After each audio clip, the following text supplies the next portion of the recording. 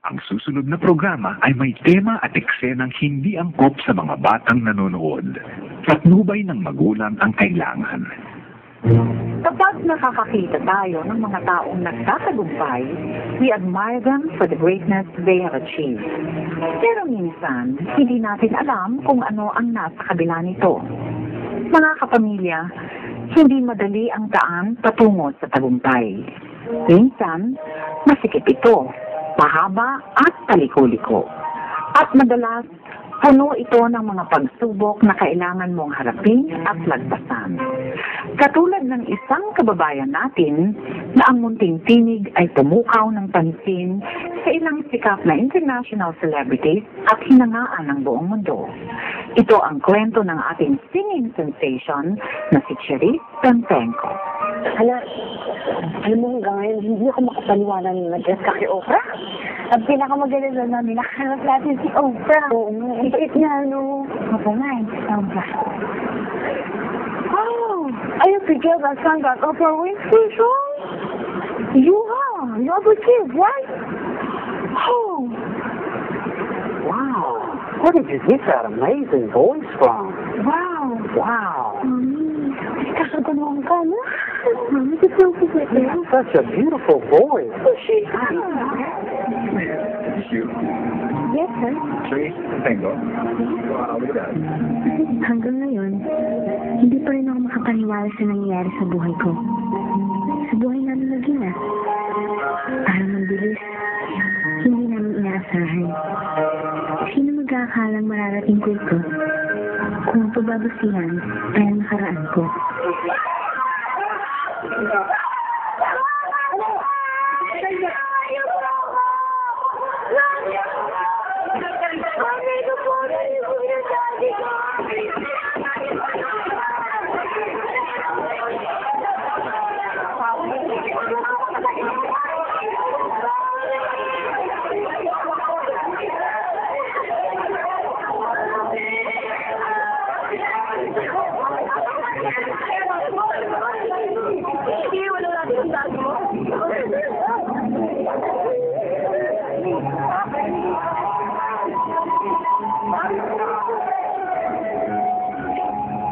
Bang sinasabi ko, sa lahat ng magkakapatid, ikaw ang hindi marunong dumiskarte sa buhay.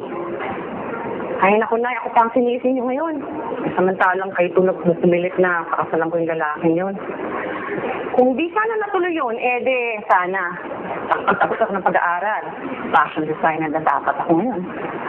Di ba nung nalaman kong masama ang ugali ng lalaking yun, pinaurong ko na yung kasal mo. Anong ginawa mo? Itinuloy mo pa rin.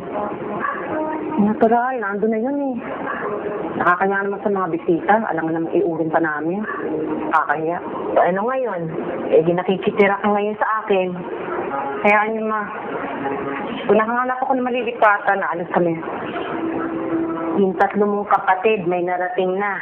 O yung bunso, siya yata yung tutubad sa pangarap ko magja-Japan. Baka maging international singer yun. O ikaw, I want.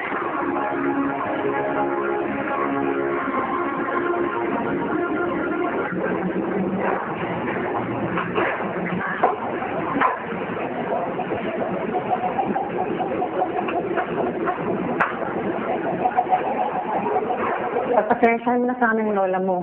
Tandaan na yan eh. Kaya masungit.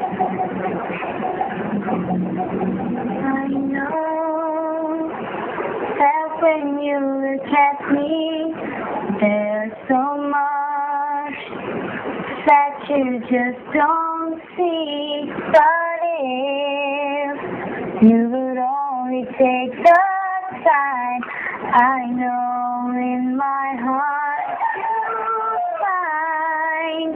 Whoa, let's get some time. We've been always strong. Can't you feel it hurting me? I feel so all alone. I wanna run to you.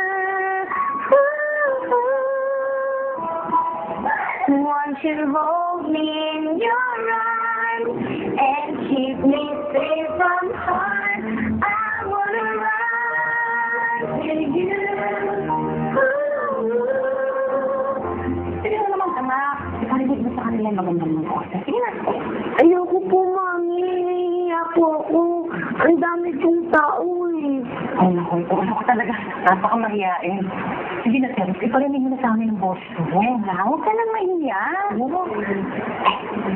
ka mahiya. Meron hindi nakikita yung mga tao. Pagtitignan mo sila paano mo dapat titignan mo. Ako lang nakikita mo, ha? Ay, no.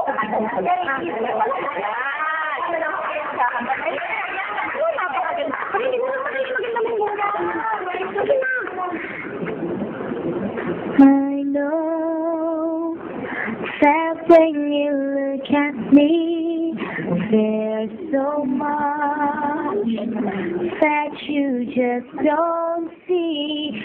But if you would only take the time, I know my heart. Isa kami namin ng order. Hindi. Oh, Kantahin dahil ano naman yan, parang wala yung pagmahiyain niya, hindi pa rin sa konti. Kung lang naman, malay mo, doon siya ma-discover. Discover? Hindi naman niya gusto maging ano eh. Ang gusto mo maging doktor paglaki niya. Ay, naku. Ayaw ang boses ng bata. Ang ganda ng boses. Grabe, malayo ang mararating niya. Nahihayin ako noon. Pero dahil hili ko talaga ang pagkanta, pilit ako ng pilit kay Mami na isali niya ako ng singing contest. Gusto ko maging kagaya ng ibang batang magaling kumanta na madalas ko napapanood noon sa TV.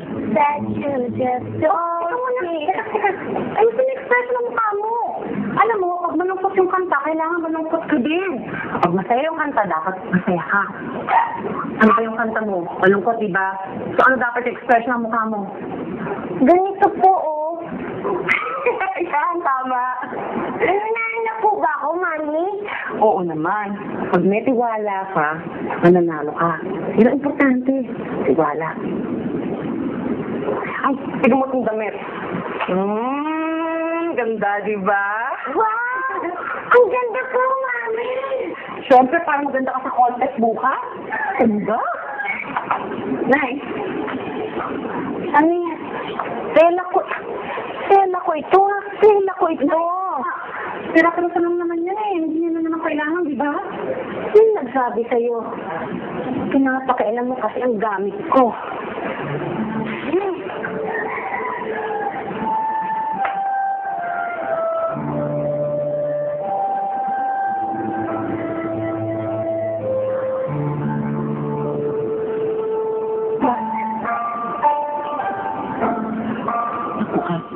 Katapos ng contest, hindi ba tayo matitira, ha? Basta ngayon, focus ka na, ha? Wala kang kita. Sabi ko, ha? Intindihan mo? Oo.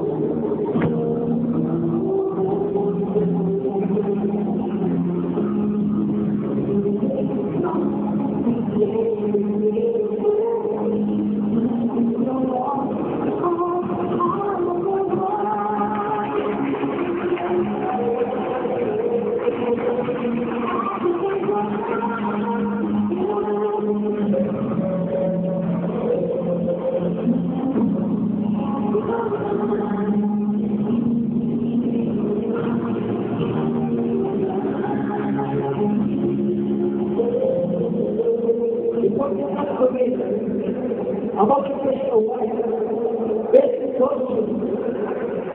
And when the basic question is, the second one Hindi,